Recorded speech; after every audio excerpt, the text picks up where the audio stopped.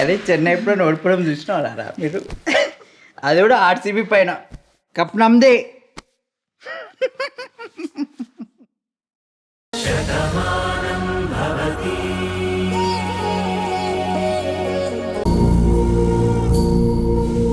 Aunty juice తీసుకోండి. ఈ పనులన్నీ నీకెందుకు నీలిమా? అంటే ఏంటంటే నన్ను ఒక గెస్ట్ లా చూస్తున్నారా? లేదు నీలిమా, నువ్వు కూడా మాలో ఒక మనిషివే అనుకున్నాను. అందుకే నువ్వింట్లోంచి వెళ్ళిపోతానంటే మా మనిషి వెళ్ళిపోతుందని చెప్పి బాధపడ్డాను. మీరు నన్ను నా అనుకున్నప్పుడు నా వాళ్ళ కోసం నేను ఈ పని చేయటంలో తప్పులేదు కదా ఆంటీ. తీసుకోండి. ఊర్మిళ, నువ్వు ఎలాంటి ప్రశ్న వేసినా నీలిమ లాయర్లాగా సమాధానం పెట్టుకునే ఉంటుంది. అయినా 3 తీసుకొచ్చావేంటి? మావిని మర్చిపోయావా? లేదు కార్తీక్, ఇక్కడ ముగ్గురే ఉన్నారని 3 తీసుకొచ్చాను. అంకుల్ వస్తే అంకుల్ కూడా తీసుకొస్తాను.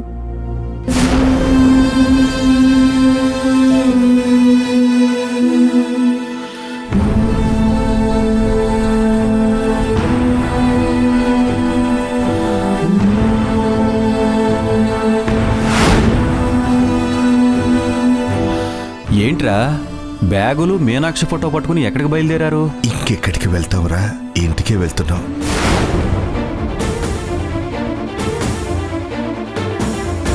నా కూతురు ఇక్కడ ఉంటుంది, ఈ కూతురు నాకు సాయంగా అక్కడ ఉంటుంది. అదేంటి మావయ్య, ఆ ఇల్లు ఈ ఇల్లు అని వేరు చేసి మాట్లాడుతున్నారేంటి? మీరిక్కడ ఉండాలనే కదా తీసుకొచ్చింది. అంటే అప్పుడంటే ఆరోగ్యం బాలేదు, తీసుకొచ్చారు.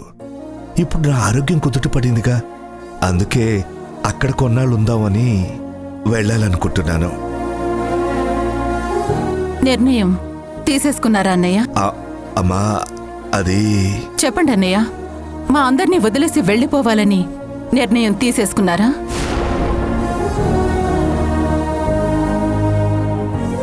ఇంత పెద్ద నిర్ణయం తీసుకున్నారంటే మా వల్ల ఏదో పెద్ద తప్పే జరుగుండాలి. అన్నయ్య అని నేను చూపించే ఆప్యాయతలో లోటేమైనా కనిపించిందా? అయ్యో, అదేం మాటమ్మా. స్నేహితుడిగా ఆయన చూపించేటువంటి ప్రేమలో స్వార్థం కనిపించిందా? ఖచ్చితంగా లేదు. లేక మావయ్య అని కార్తీక్ పిలిచేటువంటి పిలుపులో మీకు లోపమేమైనా కనిపించిందా? తను బంగారం అమ్మా, తన పిలుపులో లోపం ఎందుకు కనబడుతుంది?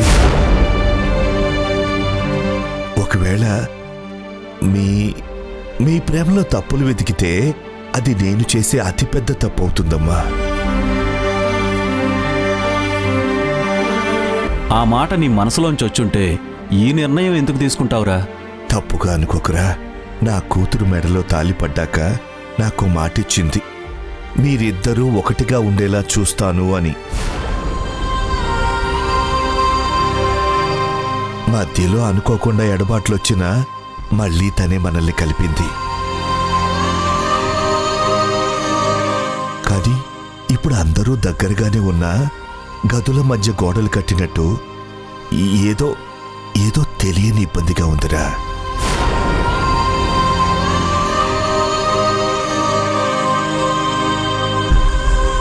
మనుషులు దగ్గరగా ఉన్నా మనసులెక్కడ దూరం అవుతాయోనో అని భయంగా ఉందిరా. అందుకే కొన్నాళ్ల పాటు అక్కడ ఉండాలని నిర్ణయించుకున్నాను. దయచేసి ఎవరూ ఆపాలని చూడకండి. అదేంటి అంకుల్, మీకు ప్రాణమైన మీ కూతురు వదిలేసి వెళ్ళిపోతారా? చూడమ్మా, కూతురు తల్లిదండ్రులకి ఎంత ప్రాణమైనా తమకంటే ఎంతో ప్రేమగా చూసుకునే అత్తమామలున్నప్పుడు వాళ్ళ దగ్గరే ఉండాలనుకుంటారు. నా కూతుర్ని నాకంటే ప్రాణంగా చూసుకునే నా ప్రాణమైన చెల్లెల దగ్గరేగా వదిలేసి వెళ్తున్నాను. అందుకని నా కూతురు గురించి ఆలోచించాల్సిందేమీ లేదమ్మా.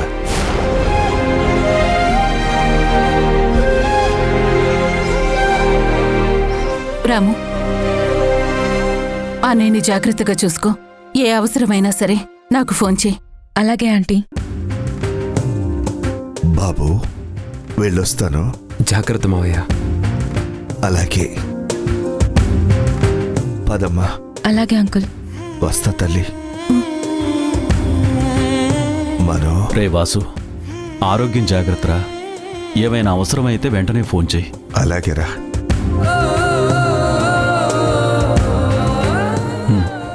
వస్తాను. సరే మావయ్య. పదమ్మా.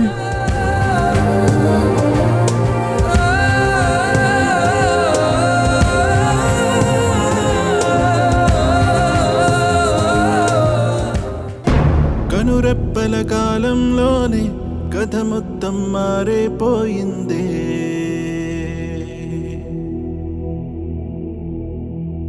కను తెరిచి చూసేలోగా దరి చేరని దూరం మిగిలిందే. ఇన్నాళ్ళు ఊహల్లో ఈ నిమిషం శూన్యంలో మిగిలానే ఒంటరినై విడిపోయే వేడుకలో జరిగినది వింతేనా. మన జీవితంలో కూడా ఈ ఫోటోలో నవ్వుల్లాగే ఎప్పుడూ ఆనందంగా ఉండాలని కోరుకున్నాను. మన జీవితంలో సంతోషం తప్ప బాధ అనేది ఊహల్లో కూడా రాకుండా చూసుకోవాలనుకున్నాను. అందరూ హ్యాపీగా ఉంటే మనసారా నవ్వుకోవాలనుకున్నాను. కానీ నేనొకటి తలిస్తే నీలమ్మ ఇంకొకటి తలిచింది. నాలో నవ్వుని దూరం చేసింది. మీ మీద ప్రేమని కురిపించకుండా చేసింది. మీకు దూరం అవుతానన్న బాధ నాకు మిగిలిపోయింది. కావాలనే మీ అందరినీ బాధ పెడుతున్నానన్న అనుమానం మిగిలింది. ఈ పరిస్థితులు ఎలా మారుతాయో, ఎప్పుడు మారుతాయో అర్థం కాని పరిస్థితుల్లో ఉన్నాను.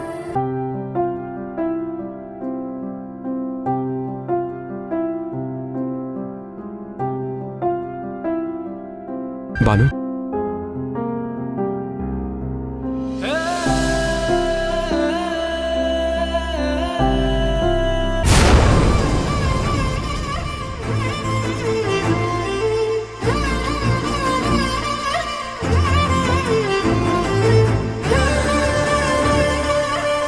ఫోటో పగిలిపోకుండా సమయానికి పట్టుకున్నారండి. అద్దం పగిలిపోతే అతకదు బాను, అలాగే అద్దం లాంటి మనసు విరిగిపోయిన అతకదు. ఆ మనసు విలువేంటో, ఆ మమతల బలమేంటో నాకు నేర్పించావు. ఈ ప్రేమానుబంధాల గురించి నాకు చెప్పింది నువ్వు. అభిమానాన్ని నేర్పించి మేము నిన్ను అభిమానించేలా చేసుకున్నావు. ఇప్పుడు నువ్వు మాకు దూరం అయిపోతున్నావు. మా అందరికీ బాధని మిగులుస్తున్నావు బాను. ఇది నేను కోపంతో అంటున్న మాట కాదు, నా మనసులో బాధను అర్థం చేసుకోమని చెప్తున్న మాట. నా జీవితంలోకి నాకిష్టం లేకుండానే వచ్చావు. నీ సహనంతో, నీ ప్రేమతో నువ్వు తప్ప నాకింకో జీవితం లేదు అనుకునేంత ఇష్టాన్ని పెంచుకునేలా చేశావు. కానీ ఇప్పుడు ఏం జరుగుతుంది బాను? మన మధ్య దూరం ఎందుకు పెరుగుతుంది? ఆఖరికి అమ్మకు కూడా నువ్వు చెడ్డదానిలా ఎందుకు కనిపిస్తున్నావు బాను? అది ఏం చెప్పకు బాను. మేము వేసే ప్రతి ప్రశ్నకి నీ దగ్గర సమాధానం ఉంటుంది. ఇప్పుడు నేనేం చెప్పలేను, సమయం వచ్చినప్పుడు మీకే అర్థం అవుతుంది అని చెప్తావు. ఇదే మాట మేము ఎన్నిసార్లు వినాలి బాను? ఒకప్పుడు నువ్వు చెప్పావు బాను, ప్రేమని పెంచుకుంటేనే బంధాలని నిలబెట్టుకోగలం, కోపాన్ని పెంచుకుంటే ఆ అనుబంధాలు ఆవిరైపోతాయని చెప్పేదానివి. ఆ మాటలు మేం గుర్తుపెట్టుకున్నాం, నువ్వు మాత్రం మర్చిపోయావు. అందుకే నువ్వే ప్రాణం అనుకున్న మావయ్య కూడా నీతో ఒక్క మాట కూడా చెప్పకుండా వెళ్ళిపోయారు. నాన్న వెళ్ళిపోయారా? వెళ్తాను అని తన నిర్ణయం నిన్నే చెప్పారు. వెళ్ళిపోతున్నాను అని నీకు ఒక్క మాట కూడా చెప్పకుండా వెళ్ళిపోయారు.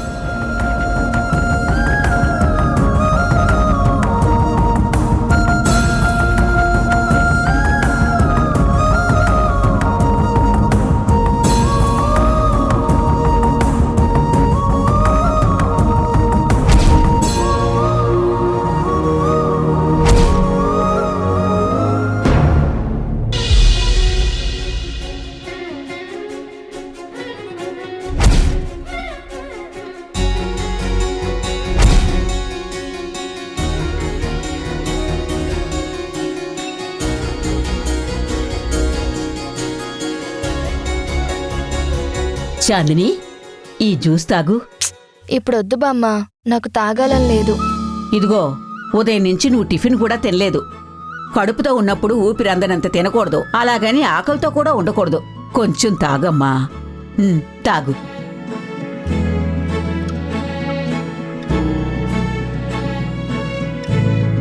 చూడు, నువ్విప్పుడు ఎంతో జాగ్రత్తగా ఉండాలి.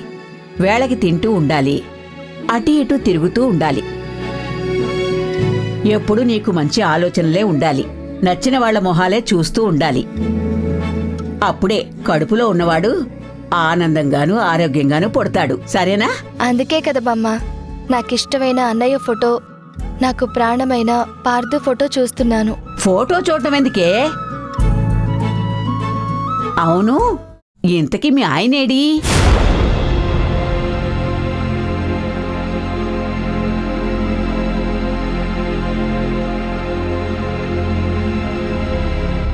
అన్నయ్య, ఆ మాటలు వినబడ్డాయి కదా, మరి ఇక్కడే ఉన్నావే, లోపలికి వెళ్ళు. వెళ్ళాలని అనిపించడం లేదమ్మా. చాందిని నా ఫోటో, రాము ఫోటోని పక్కపక్కనే పెట్టింది. మా ఇద్దరిని చూసి తను మురిసిపోతుంది. తన అన్నయ్యని దూరం చేసినవన్నీ తిట్టుకుంటుంది. తన ప్రాణంగా చూసుకునే భర్తని, తన అన్నయ్యని దూరం చేసిన శివని నేనే కదా. అందుకే నేను ఆ గదిలో ఉండలేకపోతున్నాను. చూడన్నయ్య, దాన్నే తలుచుకుంటూ నువ్వు ఇలా చాందినికి దూరంగా ఉండటం కరెక్ట్ కాదు. ఈ సమయంలో నువ్వు చాందినికి దగ్గరగా ఉండాలి. తనెప్పుడు సంతోషంగా ఉండాల్సిన బాధ్యత నీదే. పద, వెళ్ళు. పద.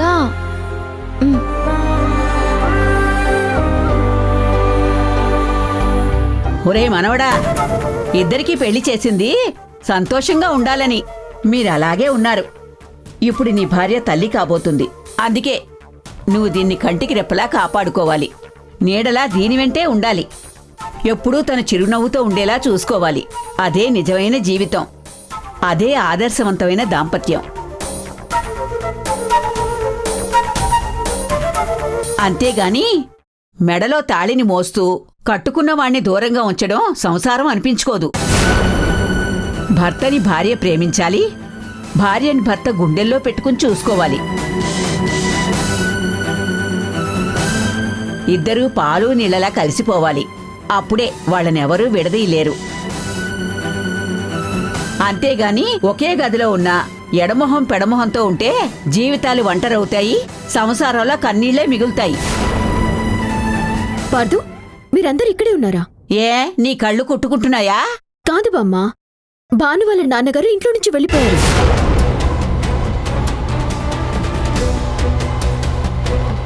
కనీసం కూతురుతో ఒక్క మాట కూడా చెప్పకుండా వెళ్ళిపోయారు. ఇక్కడ ఉండాలని, ఆయన బాగుండాలని కదా తీసుకొచ్చారు. కానీ ఇప్పుడు ఇలా వెళ్ళిపోతే మర్యాద అనిపించుకుంటుందా?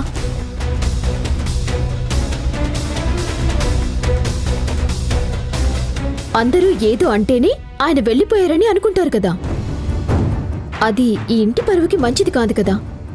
ఇదంతా భాను చేయటం వల్లే కదా జరుగుతుంది. నీలిమా, ఎందుకే దాని మీద అరుస్తావు? వేప చెట్టు కింద అందరూ ఆనందంగా ఉంటారు, కానీ నిమ్మ చెట్టు నీడలో నిమిషం కూడా నిలబడలేరు. ఎందుకంటే ఎటు తిరిగినా ముళ్ళే గుచ్చుకుంటాయి. అలాగే నువ్వు బయటికి నీడలా కనిపిస్తూ ముళ్ళులా గుచ్చుతున్నావు. ఇంకా ఎందుకు దాని మీద అరుస్తున్నావు? నువ్వే బావుంటే మీ నాన్న వెళ్ళిపోయేవాడా? మా అందరికీ నీ మీద ఇలా కోపం వచ్చేదా? ఇల్లు బావుండాలంటే ఇల్లాలు బావుండాలి. ముందు అది తెలుసుకో నువ్వు.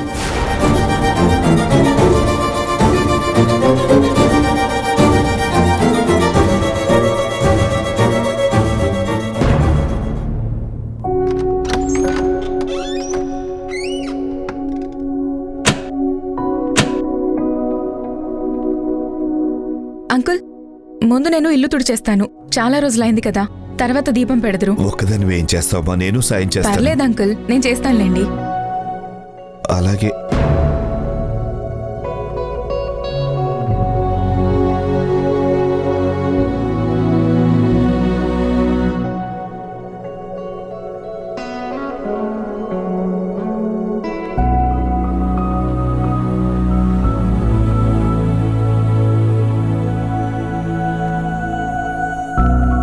మన ఇంటికి వచ్చేసాం మీనాక్షి. మీనాక్షి, భాను జీవితంలో ఆనందాన్ని చూడకుండా వెళ్ళిపోయావని ఇన్నాళ్ళు బాధపడ్డాను. అందరూ కలిసే సమయంలో నువ్వు మాతో లేవని నాలో నేను ఎంతో మదన పడ్డాను. కానీ నువ్వు వెళ్ళిపోయి అదృష్టవంతురాలివయ్యావని ఇప్పుడే నాకు అర్థమైంది. ఎందుకంటే ఊర్మిళ భానుని కూతుర్లా చూసుకుంటోంది. ఆ కుటుంబం భానుని మహారాణిలా నెత్తిన పెట్టి చూసుకుంటోంది. కానీ భాను ఏ గతాన్ని మర్చిపోలేకపోతోందో లేక వర్తమానాన్ని స్వీకరించలేకపోతోందో నాకైతే అర్థం కావటం లేదు. తనలో తను మదన పడుతోంది, ఎవ్వరితోనూ కలవలేకపోతోంది, చివరికి తన భర్తకు కూడా దూరంగా ఉంటోంది. అదంతా చూస్తుంటే భాను జీవితం ఏమైపోతుందో అని భయంగా ఉంది. అందుకే అక్కడ ఉండలేక వచ్చేశాను. కూతురు కాపురం ఎప్పుడు బాగుపడుతుందో అర్థం కాని పరిస్థితుల్లో, ఎవరికీ ఏమీ చెప్పుకోలేని పరిస్థితుల్లో నాలో నేనే బాధపడుతున్నాను. కనీసం నా బాధని పంచుకోవడానికి నువ్వైనా లేవు.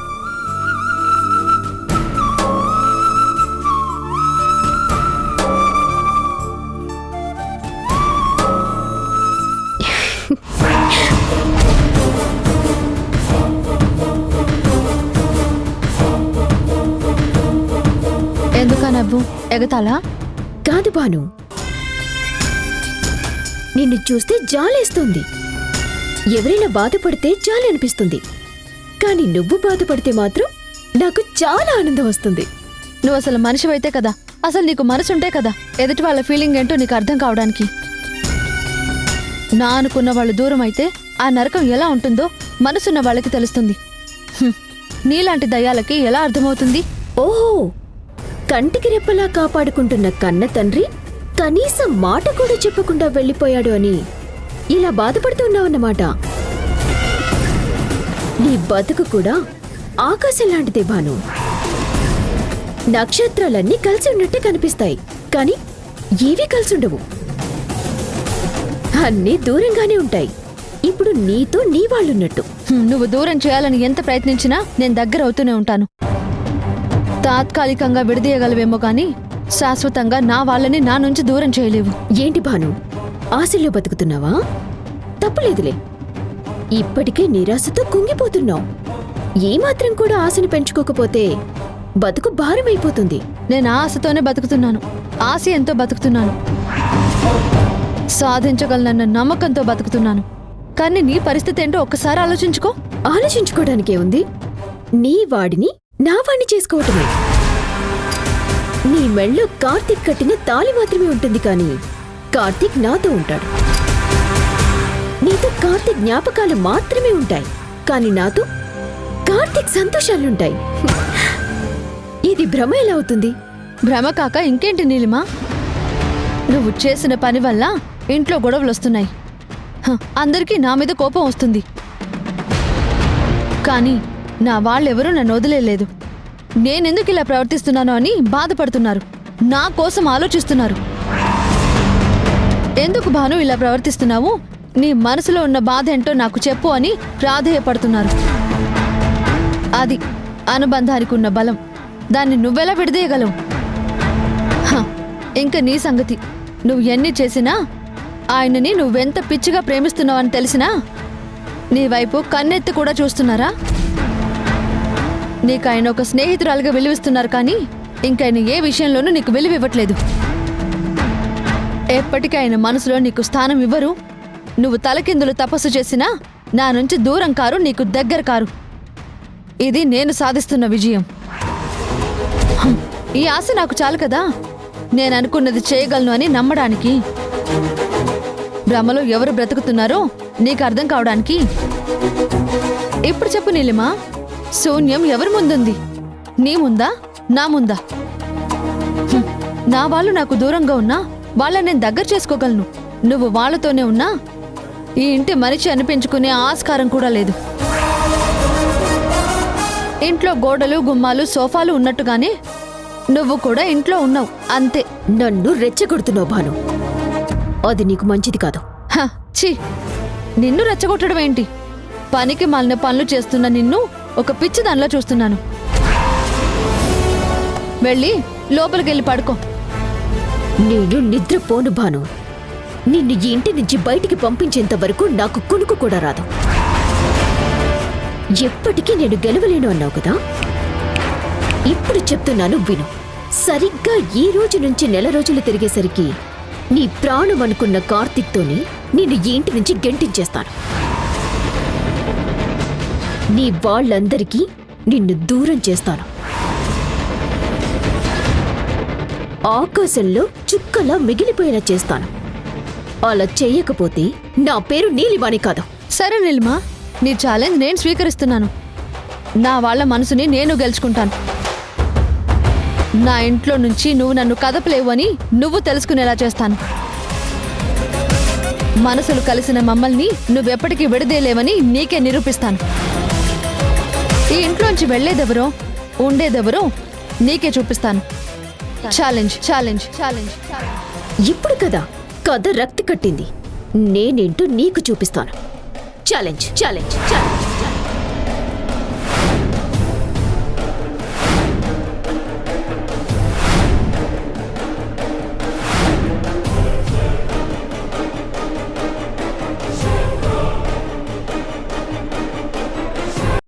ఈ ఒక్కసారి నన్ను క్షమించండి అత్తయ్య. ఈ రోజు పూలకుంటి పడింది, రేపు ఇంకేం జరుగుతుందో ఎవరు చెప్పగలరు? అందుకే నేనొక నిర్ణయానికి వచ్చాను. పార్థు, చాందినిని తీసుకొని నువ్వు ఇంట్లోంచి వెళ్ళిపో.